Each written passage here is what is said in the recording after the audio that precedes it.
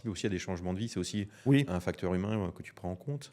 oui, parce qu'on doit comprendre fondamentalement, si on se met dans le cadre d'une vente, pourquoi les gens veulent vendre.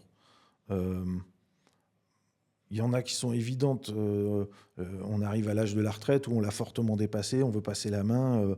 Bon, très très bien. Il ne faut pas négliger quand même que quelqu'un qui vend, c'est totalement schizophrénique. Ouais. Euh, on oppose le dirigeant et l'actionnaire.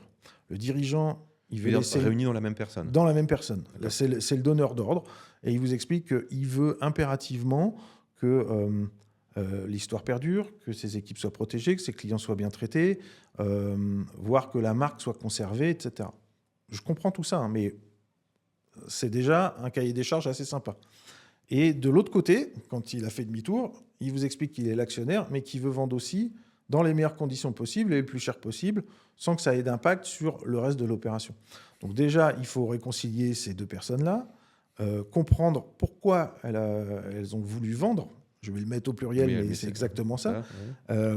Et puis, se préparer au fait qu'à un moment, on va avoir sur la table, normalement, plusieurs offres, et que même si ça peut surprendre, on se dit toujours, je prends un conseil pour négocier avec l'acheteur, les acheteurs, mais en fait, on va négocier tout autant avec le vendeur, parce que tout ce qu'il attend, le paquet, le cadeau de Noël, il y a des moments où il y aura des choses où il faudra concilier, où on ne pourra pas tout avoir au maximum, donc il faudra qu'il abandonne certaines choses.